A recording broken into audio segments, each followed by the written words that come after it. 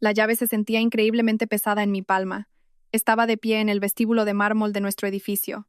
Mi edificio ahora, observando a través de los ventanales de suelo a techo, cómo mi marido de 7 años pulsaba el interfono por tercera vez. Su dedo lo golpeaba con una desesperación creciente, el tipo de energía frenética que surge cuando la realidad aún no ha alcanzado a las consecuencias. El interfono, en la pared junto a mí, parpadeaba con cada toque. No me moví hacia él. Desde 12 pisos de altura, a través de ese cristal impoluto, lo había visto llegar en un taxi hacía 20 minutos. Sin su Porsche. Esa había sido la primera señal que él había notado. Se había quedado en la acera durante 1 minuto entero, mirando el lugar vacío en la zona de aparcamiento de residentes, su mano subiendo hasta su cabeza en ese gesto universal de confusión. Luego había agarrado su bolsa de fin de semana, la de cuero que le compré para nuestro 5º aniversario, y caminó hacia la entrada con el tipo de confianza que surge de nunca imaginar que tus cimientos puedan resquebrajarse. Ahora esa confianza se estaba astillando. Tenía el teléfono pegado a la oreja. Mi teléfono zumbó en mi bolsillo por 7ª vez en 3 minutos. Lo saqué y vi su nombre parpadear en la pantalla.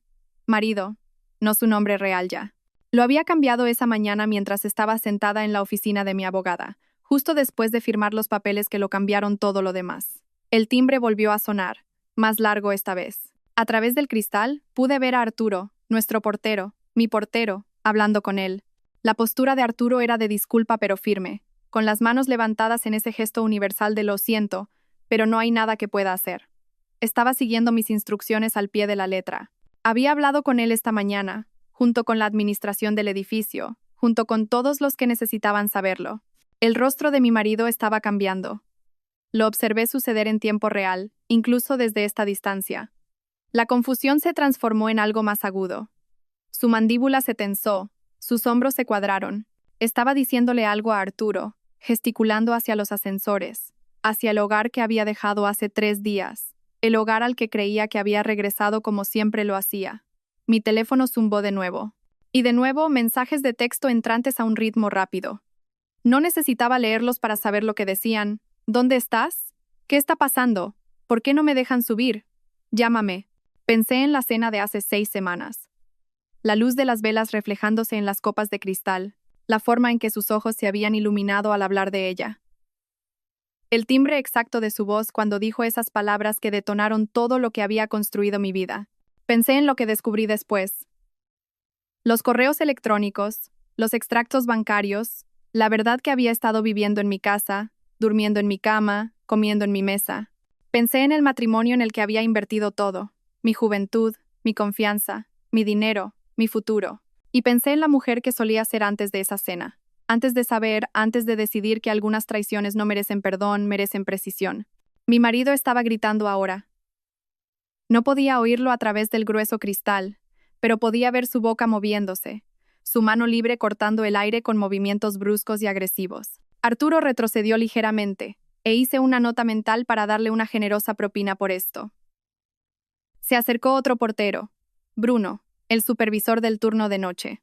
Estaban manejándolo exactamente como les había indicado. Llamar a seguridad si se pone agresivo. No interactuar más allá del guión. Lo siento, señor, pero no está registrado como residente ni como invitado autorizado en esta dirección. Ya no. Me aparté de la ventana y caminé hacia el ascensor. Mis tacones repicaban contra el mármol con un ritmo constante y uniforme que coincidía con los latidos de mi corazón. Lento, tranquilo, controlado. Detrás de mí, el zumbido se detuvo. Luego comenzó de nuevo. Mi teléfono continuó con su desesperada vibración. Las puertas del ascensor se abrieron con un suave tintineo. Entré y pulsé el botón del piso del ático. Mientras las puertas se cerraban, vislumbré por última vez el vestíbulo, el interfono todavía parpadeando con su luz roja urgente. El ascensor comenzó su suave ascenso y cerré los ojos. Aquí no terminaba la historia. Aquí era donde recuperaba todo lo que él creía que podía quitarme, pero para entender cómo llegué aquí, de pie en este ascensor, con mi marido excluido de un hogar que creía en parte suyo, su vida a punto de desmoronarse de formas que aún no podía imaginar, necesitas entender dónde empezó todo. Necesitas entender la cena. Y necesitas entender que la mujer que entró en ese restaurante hace 6 semanas murió en esa mesa.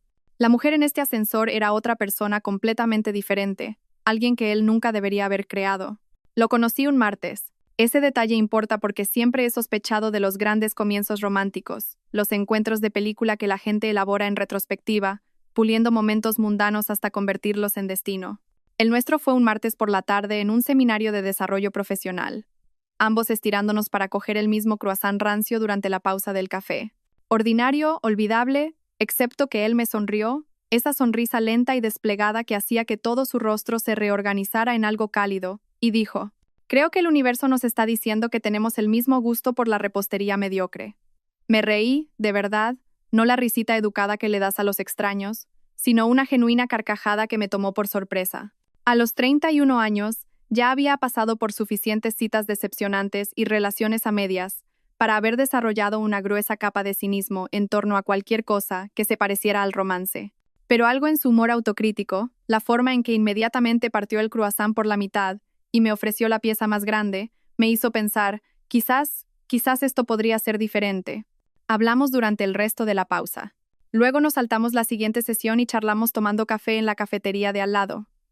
Luego cenamos. Luego me acompañó hasta mi coche, y en algún punto entre el ascensor del aparcamiento y mi vehículo, me pidió mi número con un nerviosismo entrañable que parecía incongruente con su exterior confiado. «Sé que acabamos de conocernos», dijo, con las manos en los bolsillos, «pero tengo la sensación de que si te dejo irte sin una forma de contactarte, voy a pasar el próximo mes dándome patadas a mí mismo». Le di mi número. Eso fue hace 8 años. Te cuento esto porque necesitas entender que lo amé profundamente, por completo, con el tipo de vulnerabilidad total que solo llega cuando has decidido que alguien es seguro, cuando has mirado a una persona y has pensado: «Sí, te elijo a ti y confío en ti con las partes más frágiles de mí». Nuestro noviazgo fue una construcción constante. Él era consultor para una firma de marketing de tamaño medio, ambicioso y encantador. El tipo de hombre que recordaba pequeños detalles sobre tu día y te enviaba artículos que creía que te interesarían. Yo era abogada inmobiliaria, práctica y cautelosa, alguien que leía cada contrato 2 veces y nunca tomaba decisiones por impulso, excepto con él. Lo hice. Cuando me propuso matrimonio después de 10 meses, un domingo por la mañana al azar mientras preparábamos el desayuno, sin anillo todavía, solo él de repente dejando la espátula y diciendo: «No quiero esperar más. Cásate conmigo». Dije sí antes de que mi cerebro pudiera reaccionar. Nos casamos 4 meses después en una pequeña ceremonia que se sintió perfecta porque era nuestra. Su familia vino. Mi madre lloró. Todo estaba exactamente como debería estar. Las grietas vinieron después. Todas las grietas lo hacen. Pero primero hubo 3 buenos años. Quizás 4, si soy generosa con mi memoria. Compramos un pequeño piso juntos. Ascendí a socia en mi firma. Él fue ascendido. Hablamos de tener hijos de esa manera vaga, algún día, que hacen las parejas cuando todavía disfrutan de ser solo 2. Viajamos a Barcelona, a Tokio, hicimos un viaje por carretera a través de Irlanda donde llovió todos los días, y nos reímos de ello en lugar de discutir. Pensé que estábamos construyendo algo. No me di cuenta de que era la única que sostenía los planos. El dinero llegó a mi vida cuando tenía 36 años. Una herencia de la hermana de mi padre, una mujer que apenas conocía, pero que aparentemente había seguido mi carrera con orgullo silencioso. Me dejó todo. Su patrimonio, su cartera de inversiones, sus propiedades inmobiliarias, era sustancial, un cambio de vida, el tipo de dinero que cambia todo tu paradigma de lo que es posible. 5 millones de euros después de impuestos. Recuerdo estar sentada en la oficina del notario de la herencia, mirando el papeleo, sintiéndome como si estuviera mirando un número de la vida de otra persona. Mi marido había venido conmigo, me había tomado la mano durante la lectura del testamento, me había frotado la espalda cuando lloré inesperadamente, no exactamente por el dolor, sino por la abrumadora extrañeza de todo. «¿Qué quieres hacer con él?», me preguntó esa noche. Ambos todavía procesándolo. «No lo sé», dije con honestidad. «Invertir la mayor parte, supongo. Quizás por fin podríamos tener un hogar de verdad. Algo que sea realmente nuestro, no un piso con paredes de papel». Sus ojos se iluminaron. «Una casa, un hogar», corregí, «para nosotros, para nuestro futuro». Hicimos el amor esa noche con una ternura que se sintió como una renovación, como si nos estuviéramos reconectando a algo que habíamos dejado a la deriva. Con su brazo alrededor de mí, me susurró al oído: «Vamos a construir algo increíble». Lo siento. Le creí. Dios, le creí. Fui cuidadosa con el dinero. Estaba en mi naturaleza ser cuidadosa, y mi vida profesional me había enseñado a ser cautelosa con los activos. Consulté con asesores financieros. abogados fiscales, especialistas en inversión, configuraciones de fideicomisos y cuentas, y estructuré cuidadosamente todo para maximizar el crecimiento mientras minimizaba el riesgo. La casa fue lo primero. La encontramos juntos. Una hermosa vivienda de 4 habitaciones en un barrio residencial con buenos colegios, aunque aún no tuviéramos hijos. Suelos de madera, cocina con isla, un jardín trasero con robles maduros. Era perfecta, la compré a mi nombre. No porque no confiara en él, no conscientemente, sino porque el dinero era mío y yo era abogada y conocía las estadísticas. Sabía que proteger los activos no se trataba de amor, se trataba de ser inteligente. Mis colegas me habían aconsejado lo mismo. Mantén la herencia separada. No mezcles fondos. No es romántico, pero es práctico. Él pareció estar de acuerdo en ese momento. Lo que te haga sentir cómoda, dijo, firmando la documentación, reconociendo que no tenía derecho sobre la propiedad. Es tu dinero. Lo entiendo. Nos mudamos un sábado de mayo. Lo recuerdo porque el arbusto de lilas del jardín delantero estaba en flor y el olor llenaba cada habitación mientras entrábamos cajas. Bautizamos cada habitación ese día, bailando en el salón vacío, comiendo comida para llevar sentados en el suelo de la cocina, haciendo el amor en nuestro dormitorio antes de siquiera armar la estructura de la cama. Este era nuestro hogar, nuestro futuro, el cimiento de todo lo que habíamos construido juntos. La renové cuidadosamente durante el año siguiente. Actualicé los baños, restauré los suelos, modernicé la cocina, usé mi herencia para todo, manteniendo registros meticulosos. Mi dinero, mi inversión. Él contribuía a las facturas mensuales, la compra, los gastos imprevistos de la vida diaria. Pero la casa era mía. Pensé que estaba siendo inteligente. No me di cuenta de que estaba construyendo mi propio bote salvavidas. Su carrera se había estancado por un tiempo, no fracasando exactamente, sino estancándose de esa manera que le sucede a la gente de 30 y tantos que no ha logrado ascender al siguiente nivel. Mientras yo ascendía a socia y gestionaba acuerdos inmobiliarios de alto perfil, él seguía en la misma firma haciendo el mismo tipo de trabajo, viendo cómo colegas más jóvenes lo superaban.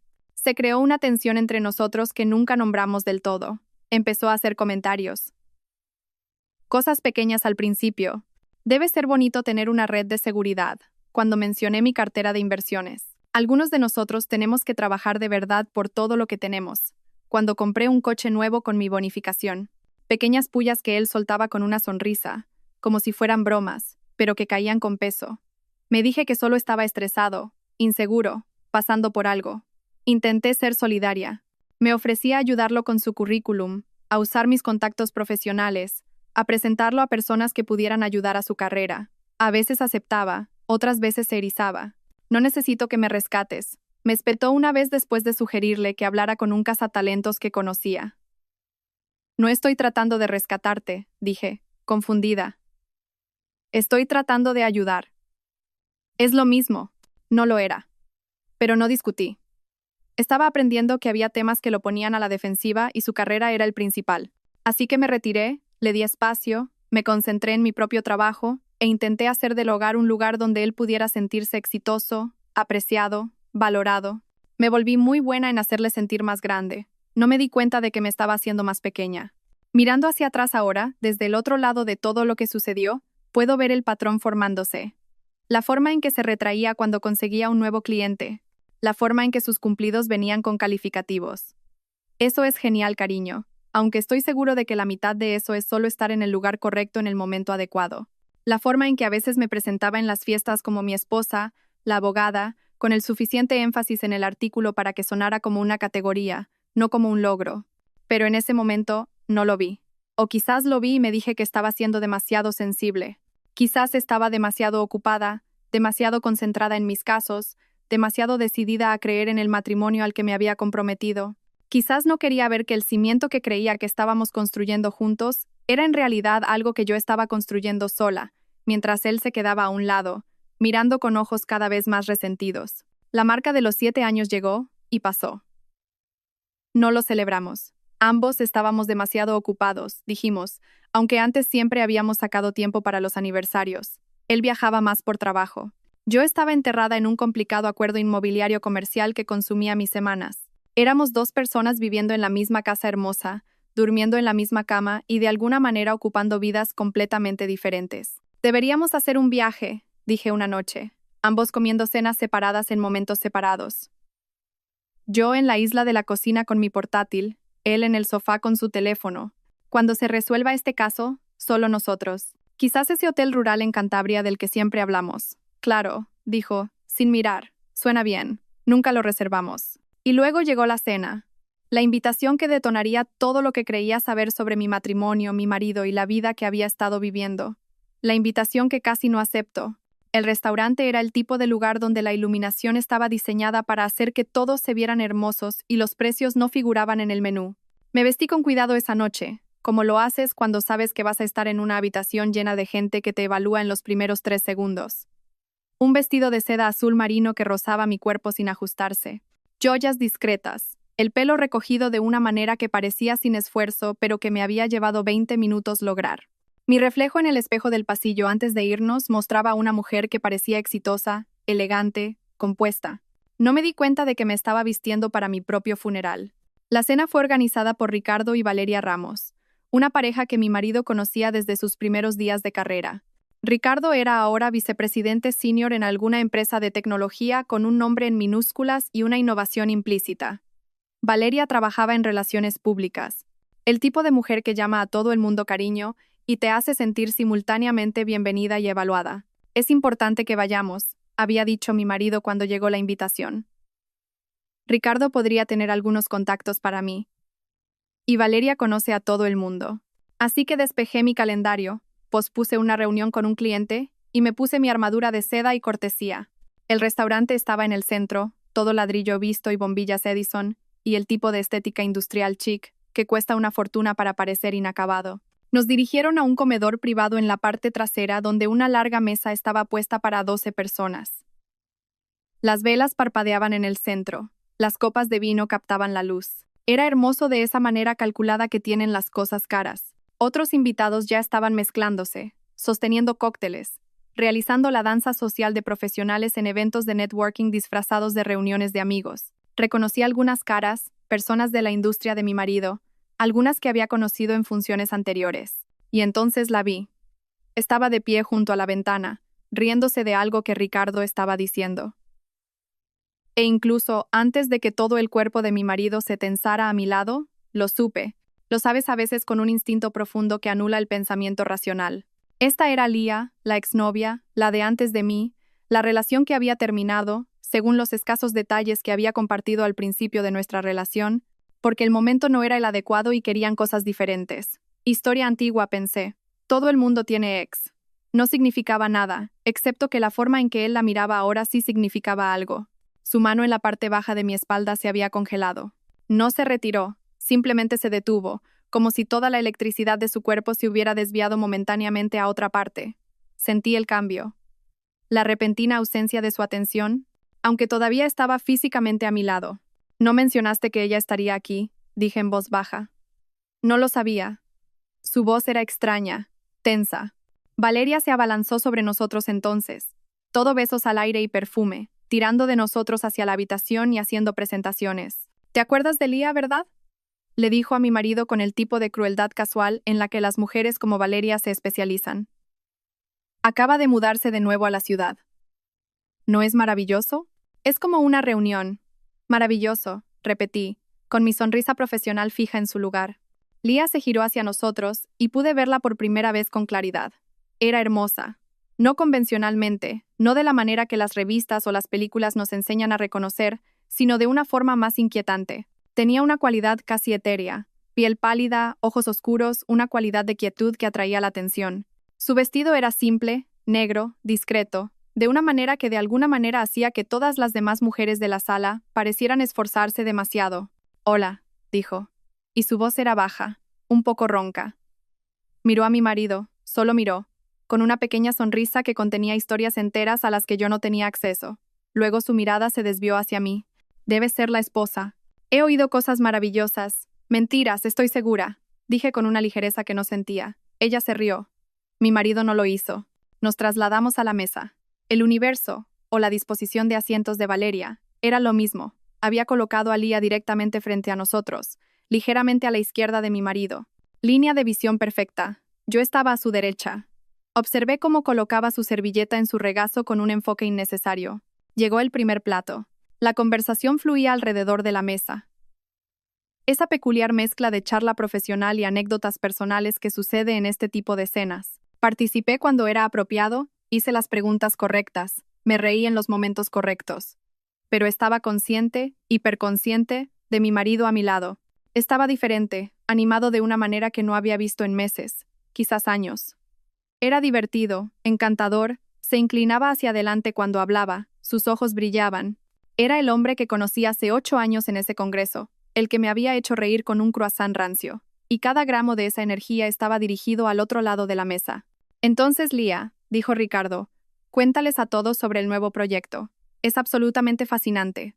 Ella se excusó con modestia practicada, pero finalmente se dejó persuadir para describir su trabajo, algo en arquitectura sostenible, diseñando edificios ecológicos para naciones en desarrollo. Era impresionante, genuinamente. Habló con pasión e inteligencia, y me encontré entendiendo por qué una habitación se inclinaría hacia ella cuando hablaba. Eso es increíble, dijo mi marido, y su voz tenía una nota que no pude identificar de inmediato. Orgullo, admiración, algo más. Es un trabajo significativo, dijo Lía mirándolo. Aprendí hace mucho tiempo que la vida es demasiado corta para hacer cosas que no importan. Tú me enseñaste eso, en realidad. La mesa hizo un sonido colectivo. Tomé un trago largo de vino. La conversación continuó. Llegaron más platos. El vino fluyó libremente, y lentamente, sutilmente, vi a mi marido enamorarse de nuevo de su exnovia en tiempo real mientras estaba sentado al lado de su esposa. No de forma obvia. No la estaba tocando. No me estaba ignorando. Pero había una energía entre ellos, una corriente que cualquiera que prestara atención podía sentir. Tenían bromas internas, referencias compartidas, una taquigrafía que proviene de la historia íntima. ¿Recuerdas aquella vez en Costa Rica?, dijo Lía en un momento, riéndose de el mono. Mi marido echó la cabeza hacia atrás y se rió, una expresión de deleite de cuerpo entero de la que casi había olvidado que era capaz. Dios mío, lo había bloqueado. El trauma fue demasiado. Todos se sintieron encantados por esto, pidiendo la historia, que contaron al unísono, terminando las frases del otro. Un dueto perfectamente coreografiado de memoria compartida. Era una historia divertida. Me reí junto con todos los demás. No sabía que habían estado en Costa Rica juntos. Nunca lo había mencionado. ¿Pero por qué lo haría? Fue antes de mí. Historia antigua. Excepto que no se sentía antigua. No por la forma en que él la miraba. Llegó el plato principal. Un pescado perfectamente preparado que probé sin registrar el sabor. La conversación se había dividido en grupos más pequeños. Ahora Valeria me hablaba de una gala benéfica que estaba organizando, y yo estaba respondiendo en piloto automático mientras rastreaba la conversación que ocurría a mi izquierda. Mi marido le estaba preguntando a Lía sobre su vida, dónde había estado, qué había estado haciendo. Había pasado los últimos 5 años en el extranjero, dijo, trabajando en proyectos en Sudamérica, luego en el sudeste asiático. Había estado comprometida brevemente, pero no funcionó. Era un buen hombre, dijo con una pequeña sonrisa triste. Pero no el hombre adecuado, ¿sabes? Creo que siempre he tenido una idea muy específica de lo que estaba buscando. Sus ojos se dirigieron a mi marido mientras decía esto. Apenas, solo por un latido, pero lo vi. Él también lo vio. Bueno, dijo Ricardo, levantando su copa. Nos alegramos de que hayas vuelto. La ciudad estaba más apagada sin ti. Todos brindamos por eso. Mi mano estaba firme en el tallo de cristal. Mi rostro estaba dispuesto en un agradable acuerdo. Por dentro, algo se estaba moviendo. Un movimiento tectónico para el que aún no tenía palabras. Llegó el postre. El ambiente de la mesa era ruidoso ahora. Múltiples conversaciones superpuestas. Gente relajada por el vino y la comida. A altas horas de la noche, yo estaba hablando con el marido de alguien sobre derecho inmobiliario, una discusión que podría tener dormida. Y entonces lo escuché. La voz de mi marido, no fuerte, pero clara en una pausa momentánea en el ruido circundante. Sabes, solo te has vuelto más hermosa con los años. En realidad es injusto para el resto de nosotros, meros mortales. La mesa se rió. Alguien, Valeria, creo, dijo algo sobre su encanto, pero yo había dejado de respirar. Él estaba mirando a Lía cuando dijo eso, directamente a ella, con una expresión de admiración tan abierta, de aprecio tan desnudo, que fue como recibir un puñetazo en el pecho mientras estaba sentada. Lía sonrió. Siempre fuiste un adulador. Lo digo en serio, dijo él, y lo era. Podía oírlo en su voz. Algunas personas envejecen. Tú solo te refinas, como si te volvieras más tú misma. Cuidado, dijo Lía con los ojos brillantes. Tu esposa podría ponerse celosa. Todas las cabezas se giraron hacia mí. El momento se alargó. Podía sentir mi cara, la sonrisa que todavía estaba allí por mi conversación anterior, ahora congelada en su lugar como una máscara que ya no encajaba. Todos esperaban que reaccionara, que dijera algo ingenioso, o cortés, o despreocupado. La mano de mi marido encontró mi rodilla debajo de la mesa. Un suave apretón, tranquilizador, él es solo una broma, solo un cumplido entre viejos amigos. No seas esa esposa. No seas insegura, ni celosa, ni mezquina. Puse mi mano sobre la suya y le devolví el apretón. Luego miré a Lia y dije con perfecta ligereza: «Oh, estoy lo suficientemente segura como para reconocer cuando mi marido dice la verdad. Realmente estás preciosa». Más risas. El momento pasó. La conversación siguió adelante. Su mano dejó mi rodilla. El resto de la cena se desdibujó. Nos despedimos. Hicimos promesas de reunirnos pronto que sabía que nunca se materializarían. Abracé a Valeria y le di las gracias por una velada encantadora. Incluso abracé a Lia. Dos mujeres abrazándose brevemente mientras mi marido observaba. «Fue tan agradable conocerte por fin», me susurró al oído. «Tienes suerte de tenerte». Las palabras eran correctas. La entrega fue perfecta, pero aterrizaron como una amenaza. Caminamos hacia el coche en silencio. Mi marido conducía. Miré por la ventana las luces de la ciudad que pasaban, sintiéndome como si estuviera bajo el agua, todo amortiguado y distante.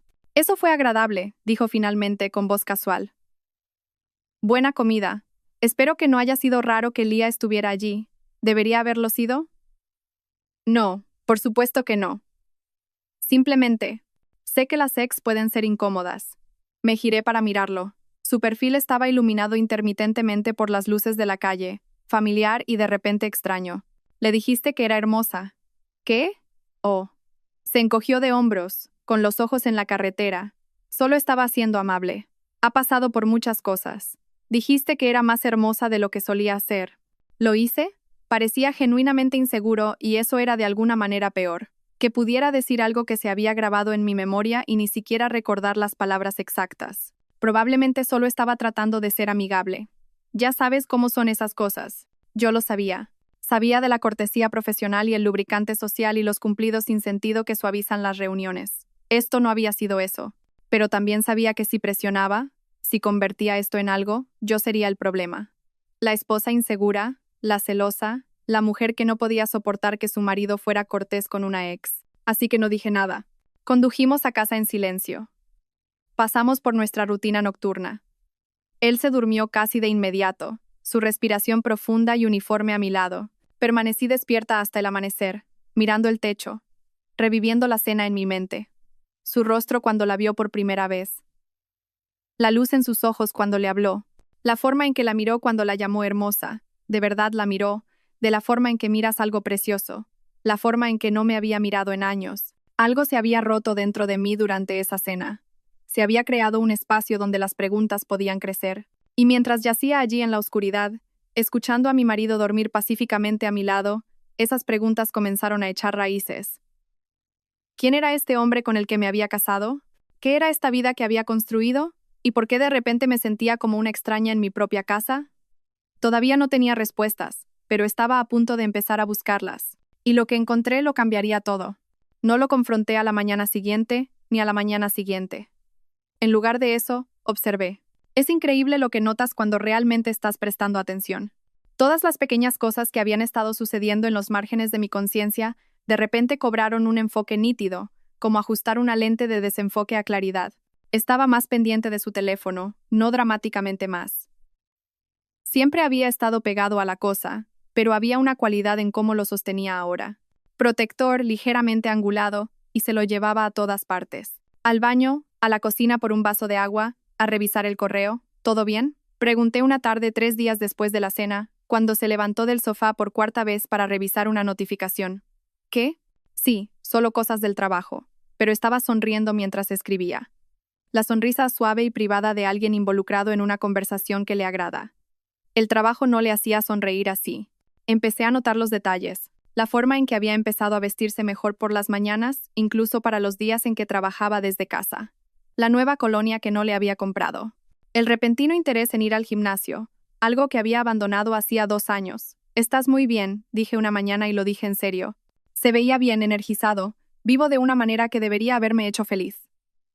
Gracias, dijo besándome la mejilla al salir.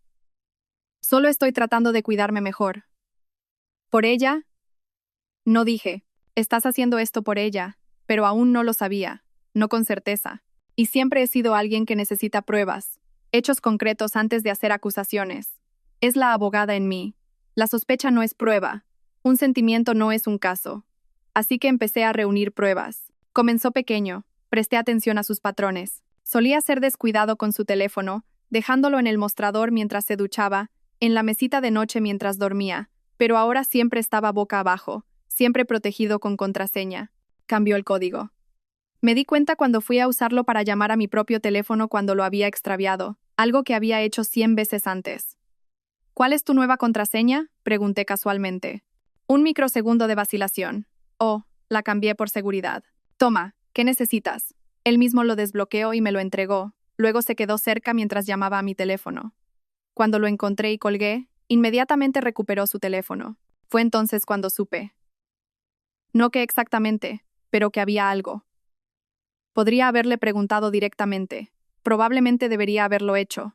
Una versión más saludable de mí misma en un matrimonio más saludable habría dicho, me siento distante de ti, algo se siente mal. ¿Podemos hablar? Pero tenía miedo de la respuesta. O tal vez tenía miedo de que mintiera. O peor aún, que me dijera la verdad y yo tuviera que lidiar con eso antes de estar lista. Así que, en cambio, hice lo que mejor sé hacer. Investigué. La factura del teléfono fue fácil. Estábamos en un plan compartido y yo tenía acceso a la cuenta. Revisé los registros del último mes y comencé a mirar el registro de llamadas. Estaban los números habituales, sus colegas de oficina, su madre, y luego un número que aparecía con creciente frecuencia, especialmente por las noches y a altas horas de la noche. Llamadas de 30 minutos, 45, una hora, mientras supuestamente estaba trabajando en su despacho. Yo estaba en la cama leyendo mientras vivíamos nuestras vidas separadas bajo el mismo techo. Podría haber llamado al número. Una parte de mí quería hacerlo, pero ya sabía qué voz respondería. En su lugar, revisé nuestros extractos de tarjeta de crédito. Otra cuenta compartida, una que usábamos para gastos del hogar y compras diarias. Tenía acceso en línea. Yo era la que solía pagar las facturas de todos modos. Había cargos que no reconocí. Flores enviadas hace 3 semanas. No había recibido flores. Un restaurante al que nunca había ido un martes en que había dicho que estaba trabajando hasta tarde. Otro restaurante, un bar de vinos, una cafetería en un barrio al otro lado de la ciudad. Cada cargo era lo suficientemente pequeño como para pasar desapercibido por sí mismo, pero juntos pintaban un cuadro que no quería ver. Me senté en mi escritorio en la oficina de nuestra casa, mi oficina en la casa que había comprado, y miré la hoja de cálculo que había creado. Llamadas, textos. No podía ver el contenido, pero podía ver el volumen, cargos, una línea de tiempo de traición expuesta en puntos de datos. Me temblaban las manos. Cerré el portátil y me senté en el silencio de la habitación. El sol de la tarde entraba por la ventana. Partículas de polvo flotando en la luz dorada. Todo parecía normal, incluso hermoso. Este hogar que había creado, esta vida que había construido. Era todo un escenario para una obra en la que no me había dado cuenta de que estaba actuando. A la mañana siguiente, llamé para decir que estaba enferma en el trabajo. Nunca llamaba para decir que estaba enferma. Mi asistente sonó genuinamente preocupada. ¿Estás bien? ¿Necesitas algo? Solo un virus estomacal. Estaré bien mañana. Mentí. Mi marido ya se había ido a su oficina. Esperé 30 minutos después de su partida. Luego fui a su despacho. Se sintió transgresor hurgar entre sus cosas. En 8 años de matrimonio, nunca había espiado, nunca había sentido la necesidad de hacerlo. Se suponía que la confianza era el cimiento de lo que teníamos. Pero los cimientos se agrietan. Su despacho estaba ordenado. Era particular con su espacio de trabajo. Escritorio organizado, archivos etiquetados, libros ordenados alfabéticamente. Empecé por los lugares obvios. Cajones del escritorio, archivador. Nada incriminatorio, solo documentos de trabajo. Declaraciones de impuestos antiguas, garantías de electrodomésticos. Luego revisé su maletín, el que se llevaba a la oficina todos los días, pero que había dejado en casa hoy por alguna razón. En el bolsillo interior, metido en una funda destinada a tarjetas de visita, encontré un recibo. Un hotel, de la semana pasada. La noche que había dicho que estaba en una cena tardía con un cliente, el cargo de la habitación era por una noche. Entrada a las 7 p.m., salida a las 11 p.m., 4 horas. Me quedé en su despacho sosteniendo el recibo con las manos que se habían quedado entumecidas. 4 horas. No un error. No un malentendido. 4 horas en la habitación de un hotel en el centro de nuestra ciudad cuando podría haber conducido a casa en 20 minutos. El papel se arrugó ligeramente en mi agarre. Lo alicité, lo fotografié con mi teléfono y lo volví a colocar exactamente donde lo había encontrado. Luego me senté en su silla de escritorio e intenté respirar a través de lo que me estaba desgarrando el pecho. No fue un shock. En algún lugar profundo de mí lo había sabido desde la cena, tal vez antes. Alguna parte de mí había reconocido lo que estaba sucediendo incluso cuando mi mente consciente se negaba a verlo. Fue dolor. La muerte del matrimonio que creía tener. La muerte del hombre que creía conocer. La muerte del futuro por el que había estado trabajando. Me permití llorar durante 10 minutos. Lo cronometré en realidad de la forma en que había aprendido a hacer en mi vida profesional cuando necesitaba procesar algo antes de volver al trabajo. 10 minutos para desmoronarme, luego compartimentar y seguir adelante. Cuando sonó la alarma de mi teléfono, me limpié la cara, fui al baño, me lavé las manos y me eché agua fría en los ojos. Me miré en el espejo. Mi cara me devolvió la mirada manchada e hinchada pero familiar. Todavía estaba aquí, todavía era yo, y había terminado de ser la mujer que no sabía. Necesitaba más información. El recibo probaba que había hecho algo, pero no exactamente qué. Y había aprendido en mi carrera que las suposiciones, incluso las razonables, podían desmoronarse en los tribunales. Necesitaba pruebas irrefutables. Necesitaba saber el alcance total de lo que estaba lidiando. Volví a su despacho y busqué con más cuidado. Esta vez fui metódica, revisando cada libro en busca de papeles ocultos, cada archivo en busca de algo fuera de lugar. No encontré nada más. O era muy cuidadoso o la mayor parte de la aventura existía digitalmente. Su portátil estaba protegido con contraseña, diferente a la de su teléfono. Probé algunas combinaciones obvias. Cumpleaños, nuestro aniversario. Nada funcionó. No era una hacker. No podía irrumpir en él sin que él lo supiera. Pero conocía a alguien que podía. Me senté en el suelo de su despacho, con la espalda apoyada en su escritorio, y saqué mi teléfono. Desplacé mis contactos hasta que encontré el nombre que estaba buscando. Rubén Vidal, un especialista en tecnología con el que había trabajado en un caso el año pasado que involucraba fraude digital. Era discreto, brillante y me debía un favor. Lo llamé. Hola, respondió sonando sorprendido. ¿Cuánto tiempo? ¿Qué pasa? Necesito ayuda con algo, dije. Personal. Confidencial. Hubo una pausa. Luego su voz cambió. Se volvió profesional. ¿Qué tipo de ayuda? El tipo en el que necesito acceder a las comunicaciones digitales de alguien sin que lo sepa. Otra pausa. Más larga esta vez. ¿Estamos hablando de algo legal o matrimonial? Creo que mi marido me está siendo infiel. Necesito pruebas antes de hacer nada. Ah, eso es. Pude oírlo pensar. Sí, puedo ayudarte con eso. ¿Tienes acceso a alguno de sus dispositivos?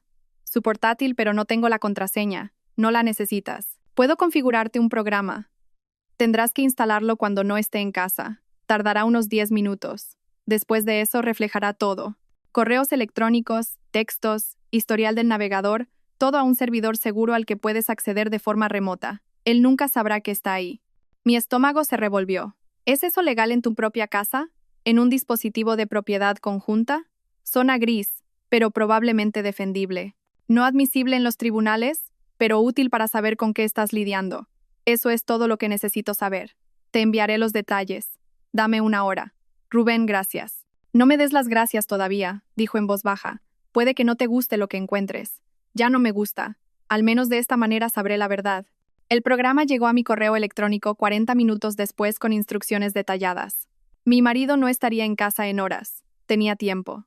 Seguí las instrucciones de Rubén exactamente, instalando el software en el portátil de mi marido mientras estaba sentada en su silla, en su espacio, violando su privacidad de la misma manera que él había violado nuestro matrimonio. Se sintió como justicia. Se sintió como caer. Cuando terminé, cerré el portátil, salí de su despacho y fui a nuestro dormitorio. Me acosté sobre la cama y miré el techo, el mismo techo que había mirado durante noches después de la cena, y esperé. Mi teléfono me alertaría cuando el programa comenzara a capturar datos. Rubén había dicho que podría tardar unas horas en que todo se sincronizara. Necesitaba ser paciente. La paciencia nunca había sido mi fuerte, pero había aprendido algo sobre mí misma en las últimas semanas. Era capaz de cosas que nunca había imaginado. Engaño, vigilancia, El tipo de calma calculada que venía de saber que tu vida estaba terminando y elegir controlar exactamente cómo moría. Mi teléfono Zumbu.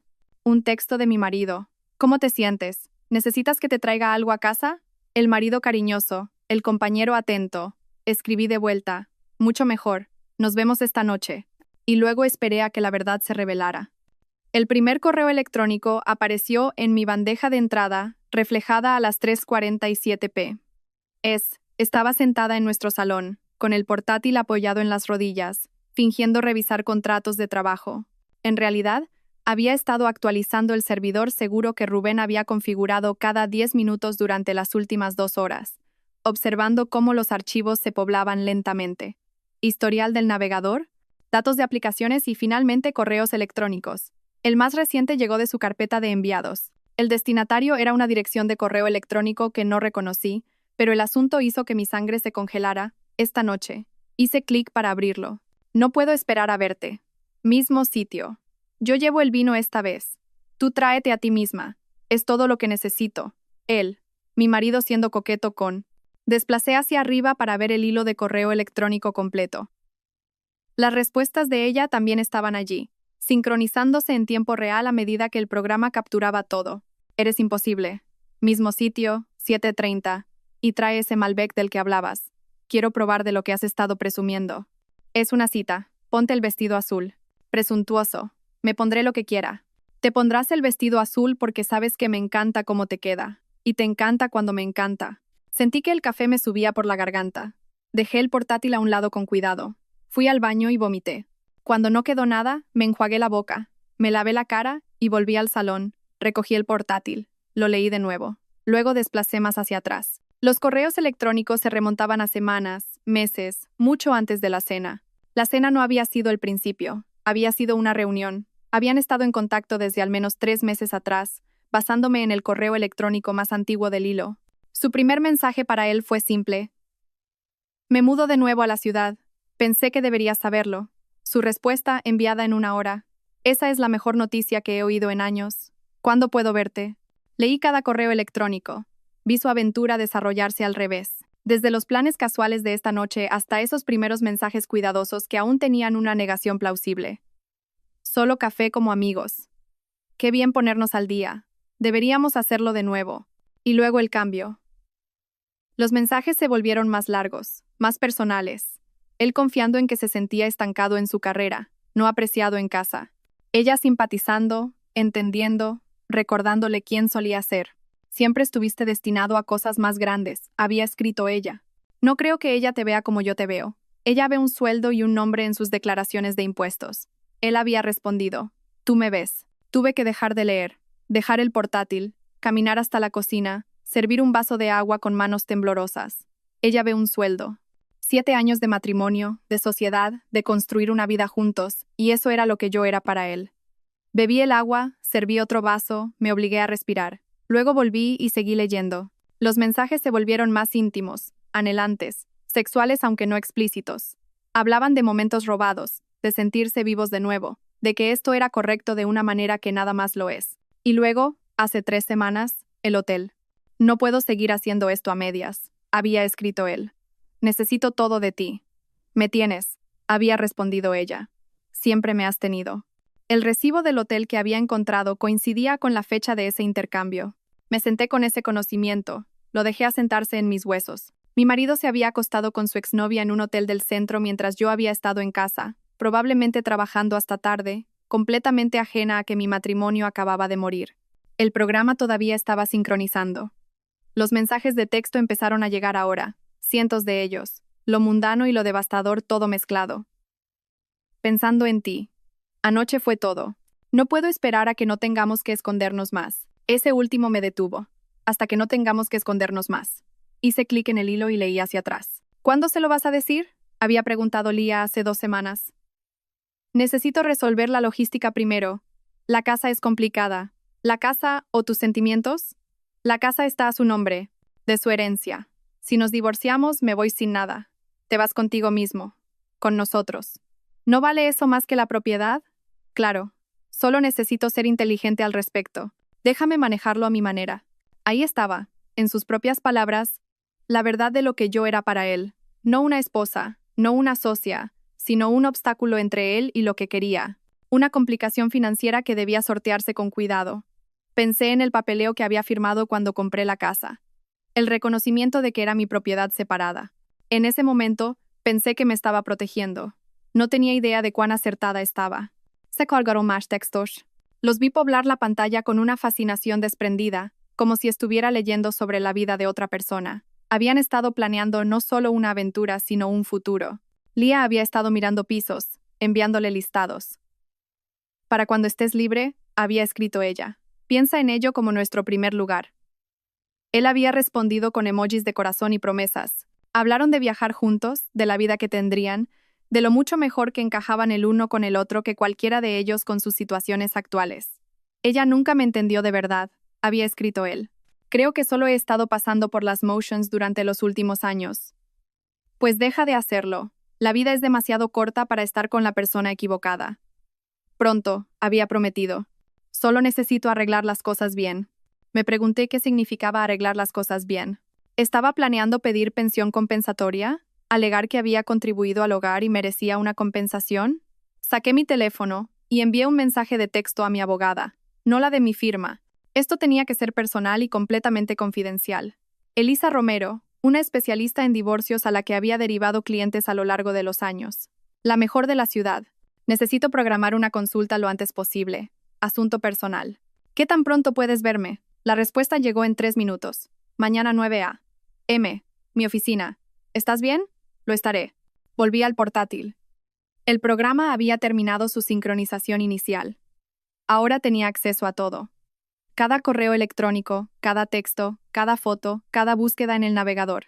Empecé a revisar el historial del navegador. Encontré las búsquedas que había hecho. Abogado de divorcio. ¿Cómo reclamar participación en la propiedad del cónyuge?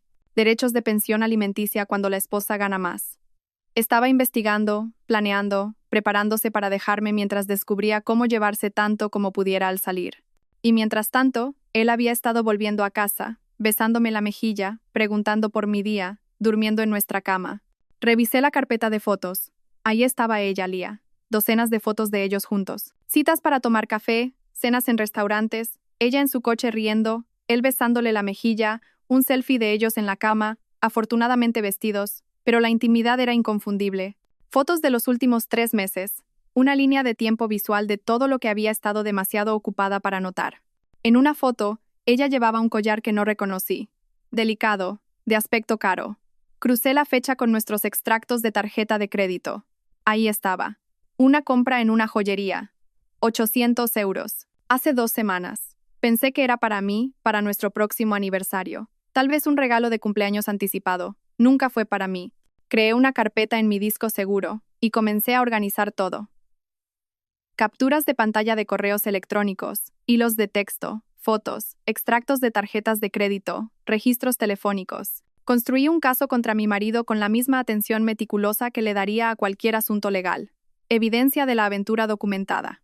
Evidencia de planificación financiera para beneficiarse del divorcio documentada. Línea de tiempo de engaño documentada. Para cuando terminé, eran las 5:30 p.m. Mi marido estaría en casa en 1 hora. En realidad, probablemente más tarde, ya que, según sus textos, planeaba reunirse con Lia a las 7:30, lo que significaba que necesitaría una excusa. No tuve que esperar mucho. A las 6:15, mi teléfono zumbó con un texto de él. Me surgió algo de última hora en el trabajo. No me esperes para cenar. Te quiero. Te quiero. 2 palabras que solían significar todo.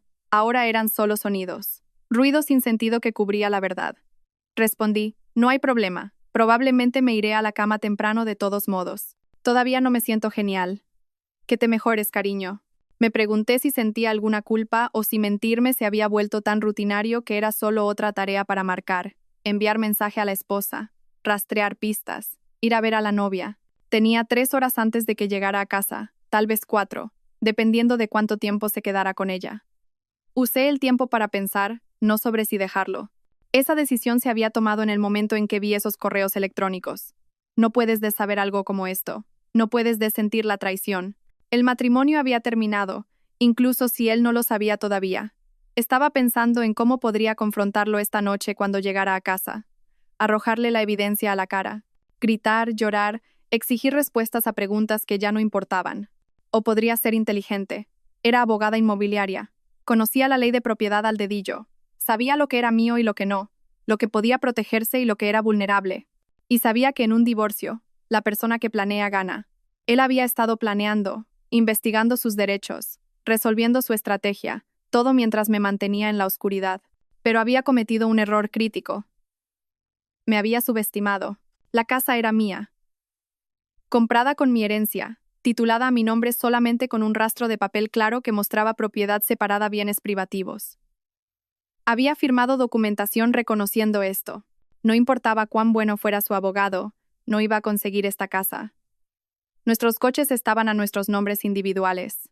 El mío estaba pagado, al suyo le quedaban 2 años de pagos. Pagos que salían de nuestra cuenta conjunta, que yo podía cerrar. Nuestras cuentas bancarias eran conjuntas, excepto por mi cartera de inversiones, que era completamente separada. Podría retirar mi parte de las cuentas conjuntas, dejarle la suya, tomar la mía y cerrar la puerta a ese enredo financiero. Pensé en el momento. Si me movía demasiado rápido sin el asesoramiento legal adecuado, podría cometer errores, pero si esperaba demasiado, él podría hacer su movimiento primero. Mañana por la mañana, me reuniría con Elisa, pondría la estrategia legal en marcha, luego la ejecutaría. Pero esta noche, necesitaba verlo con mis propios ojos. Sabía dónde se iban a encontrar. El texto había mencionado mismo sitio, un bar de vinos en el Distrito de las Artes, uno en el que nunca había estado. Probablemente su lugar, lleno de recuerdos de los que yo no era parte. Podría ir a verlos juntos. Algunas personas dirían que eso era autodestructivo, que ya tenía todas las pruebas que necesitaba, pero necesitaba verlo. Ser testigo de la muerte de mi matrimonio en tiempo real. Grabarlo en mi memoria para que cuando inevitablemente intentara hacerme luz de gas, minimizarlo, hacerme sentir loca por estar herida, yo tendría esto. Tendría la imagen de él con ella, viviendo la verdad que había estado ocultando. Me vestí, no la versión de mí misma que él conocía, no la abogada profesional o la esposa arreglada. Me puse vaqueros, un suéter negro simple, maquillaje mínimo, me recogí el pelo, me puse gafas en lugar de lentillas. Parecía una persona diferente, me sentía una persona diferente.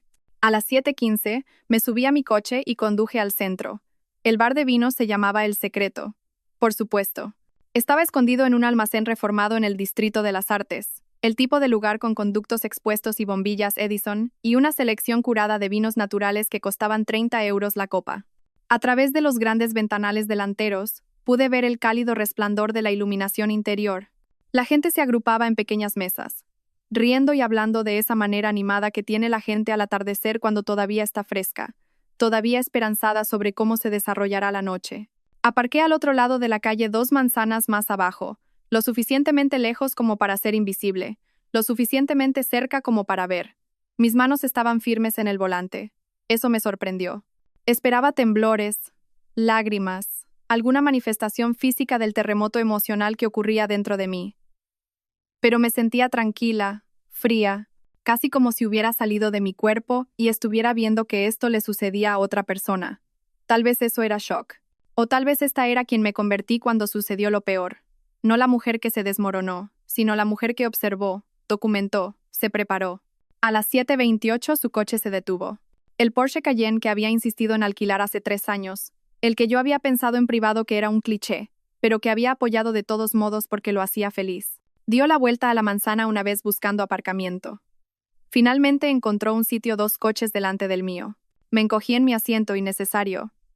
No me estaba buscando. No estaba pensando en mí en absoluto. Probablemente su mente estaba en ella, en la noche que se avecinaba, en la vida que estaba construyendo en secreto, mientras nuestro matrimonio moría tranquilamente por negligencia y traición. Salió del coche y lo vi revisar su reflejo en la ventana.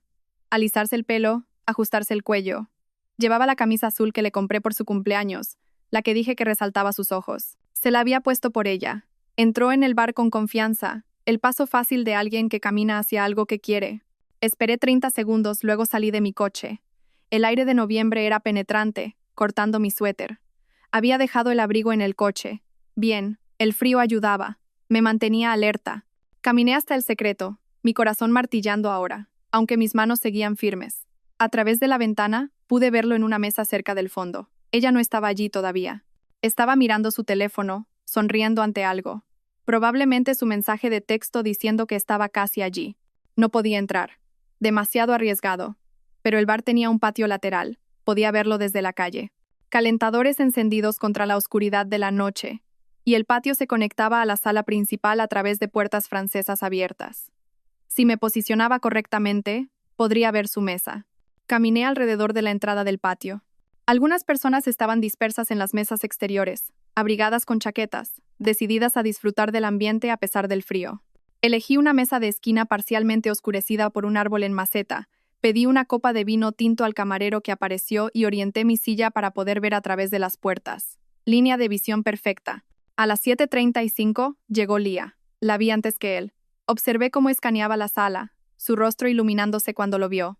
Llevaba un vestido azul, el que él le había dicho que se pusiera, y se veía hermosa. Esa misma cualidad etérea que había notado en la cena, amplificada por la iluminación cálida y la obvia alegría en su rostro. Caminó hasta su mesa. Él se levantó. Se abrazaron y el abrazo duró demasiado para ser casual. Cuando se separaron, él mantuvo sus manos en su cintura por un momento, mirándola con una expresión que reconocí. Había visto esa expresión antes, hace años, cuando solía mirarme de esa manera. Se sentaron. Un camarero apareció de inmediato. Claramente eran habituales. Ordenaron sin mirar los menús. Cuando el camarero se fue, se inclinaron el uno hacia el otro sobre la mesa, con las manos entrelazadas, hablando con la intensidad de la gente que tiene demasiado que decir y no suficiente tiempo para decirlo. Levanté mi copa de vino y tomé un sorbo. No sentí el sabor. Desde mi posición, podía verlos claramente, pero no podía oír su conversación. Solo podía mirar, leer su lenguaje corporal, llenar los vacíos con mi imaginación, lo cual era de alguna manera peor que saber.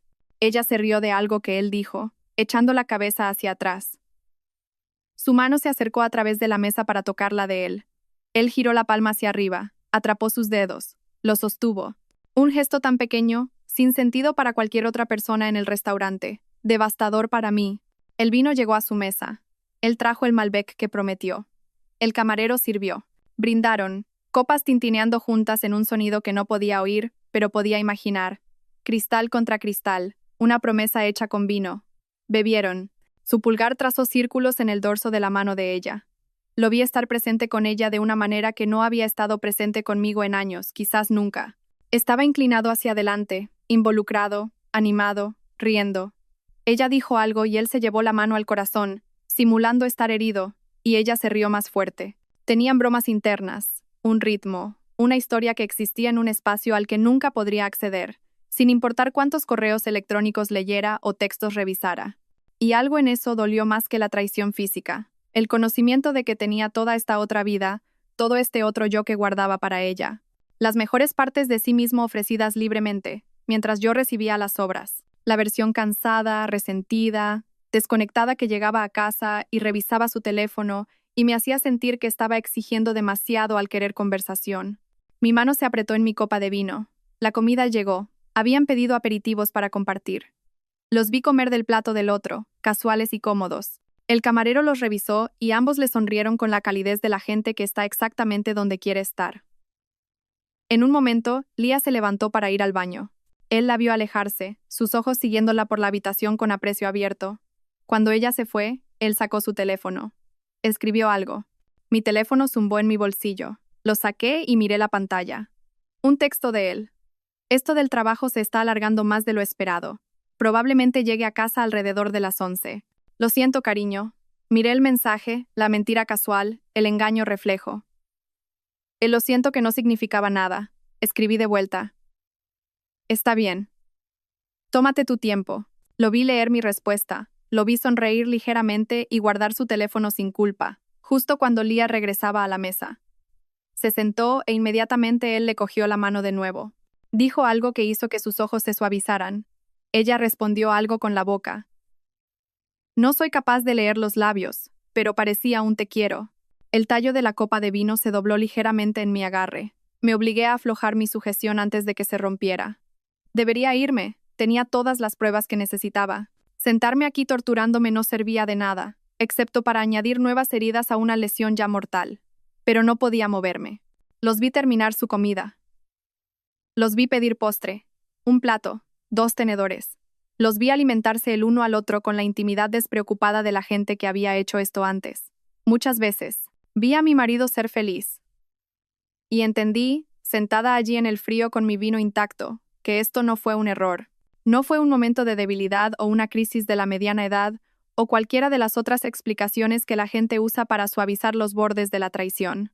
Esta fue una elección, una que él había tomado una y otra vez. Cada texto, cada correo electrónico, cada mentira, cada momento en el que pudo detenerse y no lo hizo. Él había elegido esto, la había elegido a ella, y al hacerlo, me había deselegido a mí. El camarero trajo la cuenta. Él pagó con nuestra tarjeta de crédito conjunta. Anoté con amarga ironía. Pagó su cita con mi dinero. Se levantaron para irse.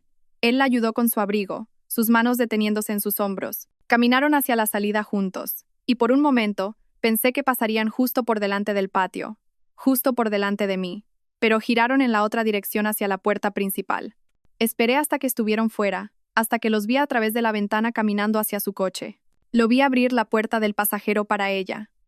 La vi levantarse sobre la punta de los pies para besarlo antes de subir. Un beso de verdad, no largo pero tampoco casual. El beso de la gente que tenía toda la intención de continuar esto más tarde en algún lugar privado. El hotel probablemente, el mismo del recibo o tal vez uno nuevo.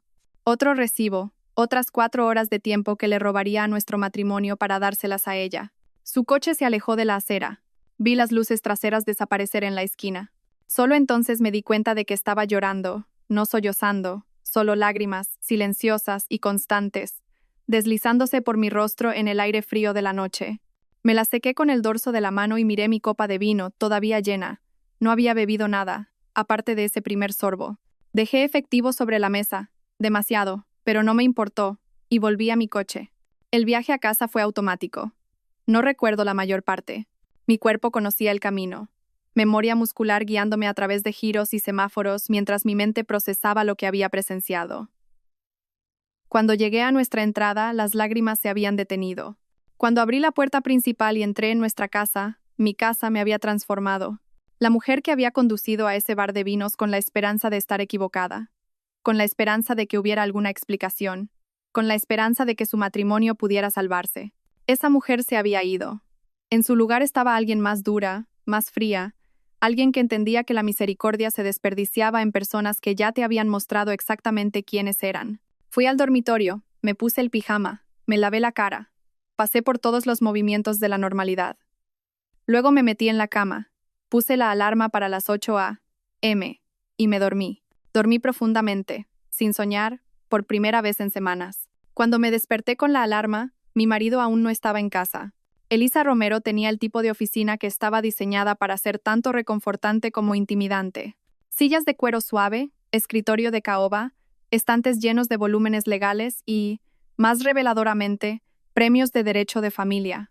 En la pared detrás de su escritorio colgaban sus credenciales. Licenciada en Derecho por la Complutense, pasante en un bufete federal, 30 años de experiencia. No hacía consultas. Hacía planificación táctica. «Cuéntamelo todo», dijo cuando me senté. Lo hice. Le mostré los correos electrónicos, los textos, las fotos, los extractos de tarjetas de crédito, el recibo del hotel. Le mostré la documentación de la casa, la escritura a mi nombre, el rastro de papel de mi herencia, el reconocimiento que mi marido había firmado. Ella revisó todo con la atención concentrada de alguien que lee un plan de batalla, que supuse que era lo que estaba haciendo. Cuando terminó, me miró. «¿Cómo estás?» La pregunta me sorprendió. No «¿qué quieres hacer?» o «aquí están tus opciones», sino «¿cómo estás?» Estoy enfadada, dije honestamente. Bien, el enfado es útil. El enfado hace que las cosas se hagan. Se recostó en su silla. Esto es lo que necesitas entender. Estás en una posición muy fuerte. La casa es claramente tu propiedad separada. Tu herencia está protegida. Basándonos en estas búsquedas que ha estado haciendo, está planeando reclamar algún tipo de participación financiera, pero no tiene base legal para hacerlo. ¿Qué pasa con la pensión compensatoria? Posible, pero poco probable. Llevan casados 7 años, justo por debajo del umbral en el que el apoyo a largo plazo se vuelve más común. Ganas más que él. Él está empleado. Cualquier pensión compensatoria sería mínima y temporal. Hizo una pausa. A menos que renuncie a su trabajo antes de que presentes la demanda. No había pensado en eso. ¿Haría eso? La gente hace cosas desesperadas en los divorcios. Si está desempleado en el momento de la presentación, podría argumentar mejor su necesidad de apoyo. Ella golpeó su bolígrafo contra el escritorio. Por eso tenemos que movernos rápido y estratégicamente. Dime cómo. Durante la siguiente hora, Elisa expuso un plan. Primero, yo aseguraría todos mis activos separados. Transferiría dinero de nuestras cuentas conjuntas, solo mi parte limpia y documentable. Cambiaría las contraseñas de mis cuentas individuales. Eliminaría mi nombre de cualquier tarjeta de crédito conjunta mientras pagaba mi parte del saldo. Segundo, yo aseguraría la casa, cambiaría las cerraduras, lo cual tenía todo el derecho legal de hacer como única propietaria. Tendría sus pertenencias empacadas y listas para ser trasladadas. Tercero, presentaría la demanda de divorcio antes que él pudiera. Adelantarme a la narrativa. Controlar el proceso. Necesitas entender algo, dijo Elisa, con tono serio. Una vez que comiences este proceso, no hay vuelta atrás y se va a poner feo. Él se sentirá cegado. Puede que se enfade, intente negociar, haga promesas. Necesitas estar absolutamente segura de que esto es lo que quieres. Pensé en el bar de vinos, en su mano sobre la de ella, en las mentiras. Estoy segura. Entonces empecemos. Al mediodía, había contratado los servicios de Elisa, firmado el papeleo y recibido una lista de verificación detallada de las acciones a tomar. Me senté en mi coche en su aparcamiento y llamé a mi banco. Necesito hacer algunos cambios en mis cuentas, le dije al representante. En una hora, había transferido mi dinero de nuestras cuentas corrientes y de ahorro conjuntas. Dejé sus contribuciones, lo había calculado exactamente, revisando los extractos del año pasado. Tomé solo lo que era mío, defendible.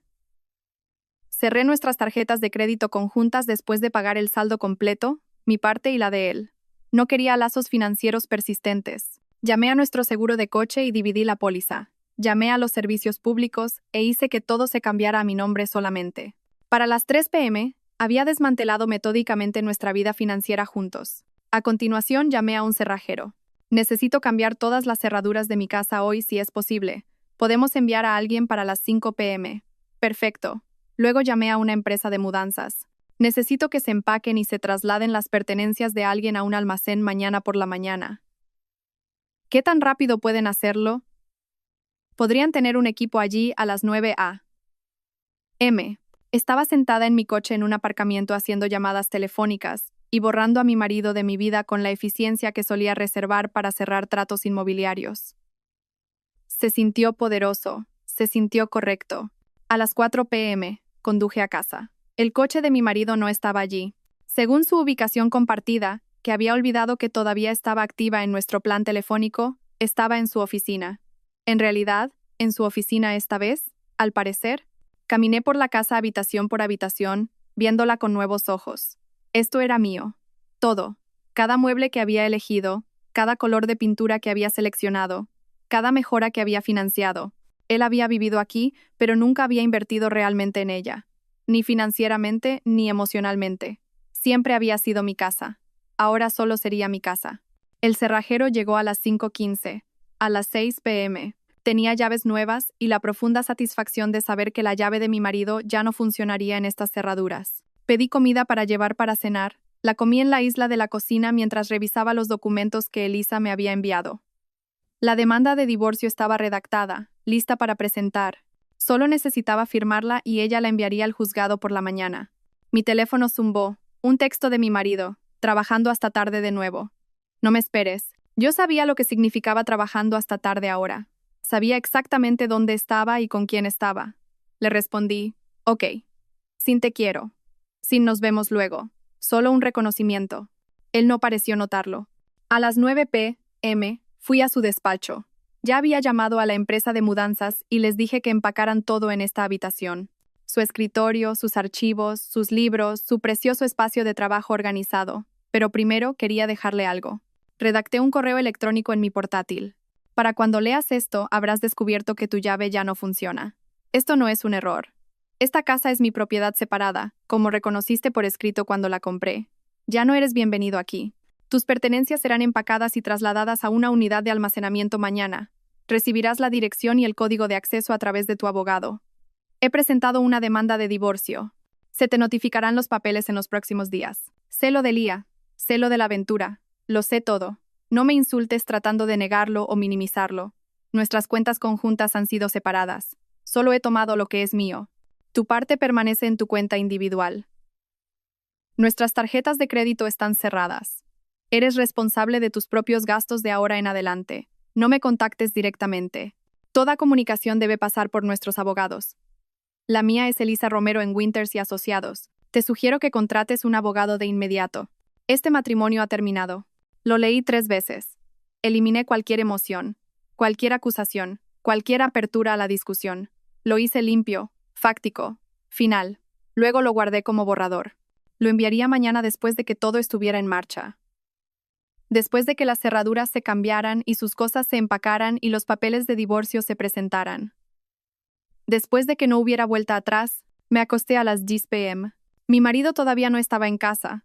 Revisé la ubicación compartida, estaba en el hotel, el mismo del recibo. Apagué mi teléfono y me dormí. Cuando me desperté a la mañana siguiente, mi marido estaba dormido a mi lado. Debe haber llegado tarde, se deslizó en la cama sin despertarme. El olor a su perfume era débil pero presente en su piel. Me levanté con cuidado, me duché, me vestí con un traje de negocios como si fuera a ir a los tribunales, porque en cierto modo iba a la guerra. La empresa de mudanzas llegó a las 9 a.m. en punto. 3 hombres con cajas, carretillas y modales profesionales eficientes. Todo en el despacho, les dije, y su ropa del armario del dormitorio. He marcado qué artículos son suyos. Lo había hecho esta mañana temprano, mientras él todavía dormía. Puse notas adhesivas en sus trajes, sus zapatos, su cómoda. Se lo puse fácil. Mi marido apareció en el pasillo, con los ojos borrosos, confundido. ¿Qué está pasando? ¿Te estás mudando? Dije con calma. Me miró fijamente. ¿Qué? ¿Me estoy mudando? Estos hombres están empacando tus pertenencias. Hay una unidad de almacenamiento alquilada a tu nombre. Tendrás el código de acceso esta tarde. ¿Es una broma? Miró a los operarios de mudanzas, que profesionalmente ignoraban nuestra conversación y continuaban su trabajo. Oye, para. ¿Ha habido algún tipo de error? No hay error, dije. Esta es mi casa. Te pido que te vayas. Su rostro pasó por varias expresiones. Confusión, incredulidad y finalmente ira. No puedes simplemente echarme. Vivo aquí. Puedo. Esta casa es mi propiedad separada. No tienes ningún reclamo legal sobre ella. Pregúntale a un abogado si no me crees. ¿Qué diablos está pasando? Su voz subía ahora. ¿Alguien te dijo algo? ¿Esto es sobre? Es sobre Lía, dije en voz baja. Es sobre la aventura que has estado teniendo durante los últimos 3 meses. Se te notificarán los papeles en los próximos días. Nuestras finanzas ya están separadas. Tus pertenencias están siendo empacadas mientras hablamos. Y tu llave ya no funcionará en estas cerraduras. ¿Cambiaste las cerraduras? La incredulidad y la ira competían por el dominio en su tono. No puedes hacer esto. Ya lo he hecho. Dio un paso hacia mí y levanté la mano. No lo hagas. Los operarios de mudanza son testigos. Mi abogada ha documentado todo. Si quieres hacer esto más difícil de lo necesario, solo te harás daño a ti mismo. Vivo aquí, repitió como si decirlo de nuevo lo hiciera real. Vivías aquí. Tiempo pasado. Ahora tienes que averiguar dónde vas a quedarte. Sugeriría no llamar a Lía ya que su piso es probablemente demasiado pequeño para los dos. Pero ese es tu problema ahora. Algo en mi tono debe haber penetrado finalmente. Me miró como si me estuviera viendo por primera vez. Ni siquiera sé quién eres en este momento, dijo. Es gracioso, respondí. Estaba pensando lo mismo de ti. Los operarios de mudanzas estaban trabajando de manera eficiente, llevando cajas a su camión. Mi marido se quedó en el pasillo viendo cómo empacaban su vida, todavía tratando de procesar lo que estaba sucediendo. ¿A dónde se supone que voy a ir?, preguntó. Y por primera vez, sonó pequeño. Eso ya no es mi problema. Saqué el correo electrónico impreso de mi bolsillo. Decidí dárselo en persona en lugar de enviarlo digitalmente. Esto lo explica todo. Léelo cuando te hayas calmado y busca un abogado. Lo vas a necesitar. Le entregué el papel y me alejé.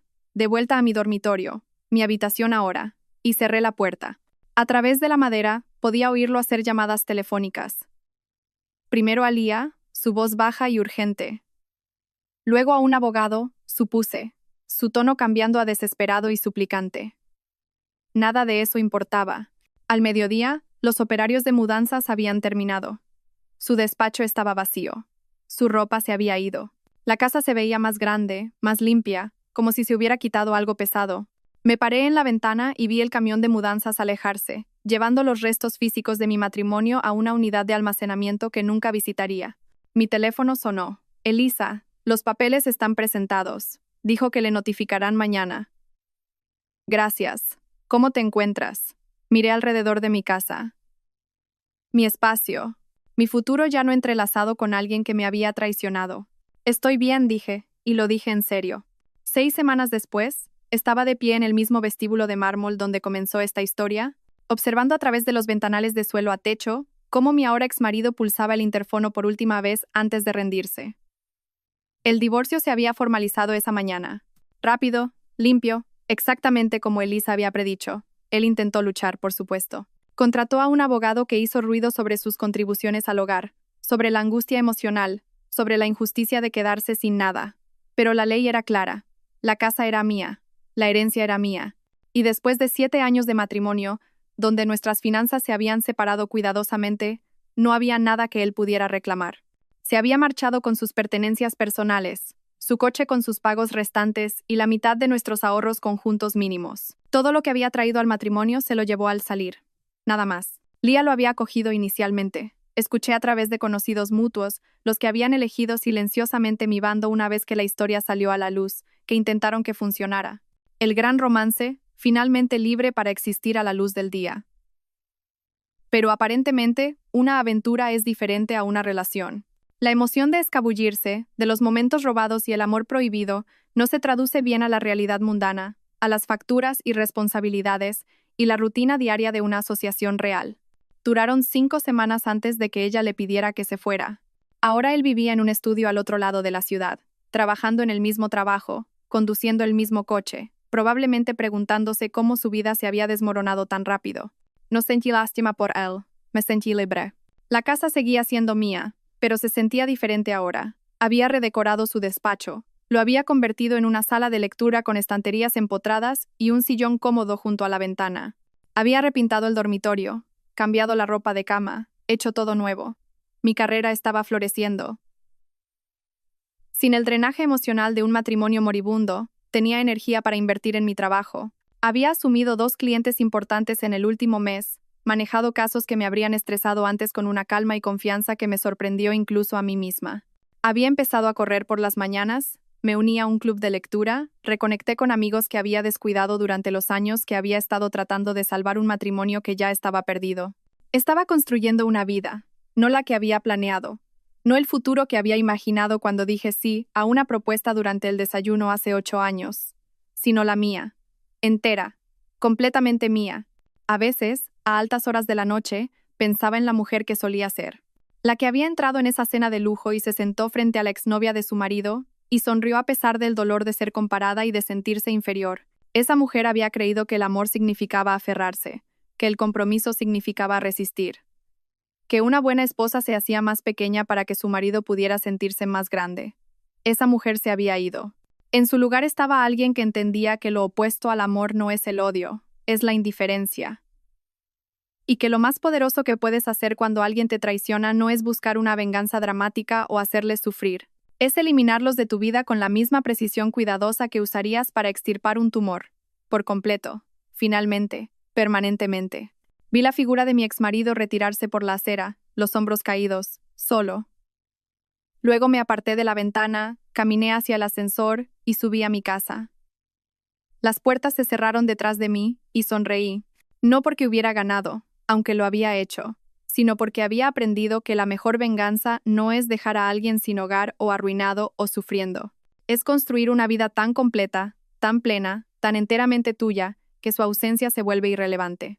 Él pensó que podía usarme como una red de seguridad mientras planeaba su futuro con otra persona. En cambio, me enseñó que nunca lo había necesitado en absoluto. Y esa lección, por dolorosa que fuera de aprender, me había liberado. El ascensor llegó a mi piso. Salí al pasillo, saqué mi nueva llave, la que solo yo tenía una copia, y abrí mi puerta. Adentro, todo estaba exactamente como lo había dejado. Tranquilo, mío. Me quité los zapatos, me serví una copa de vino y caminé hacia la ventana que daba a la ciudad. En algún lugar, él estaba resolviendo su próximo movimiento, preguntándose qué salió mal. Tal vez incluso contándose una historia donde él era la víctima. Que lo haga. Yo tenía mejores cosas que hacer que preguntarme por un hombre que ya me había quitado demasiado tiempo. Tenía una vida que vivir y iba a ser extraordinaria.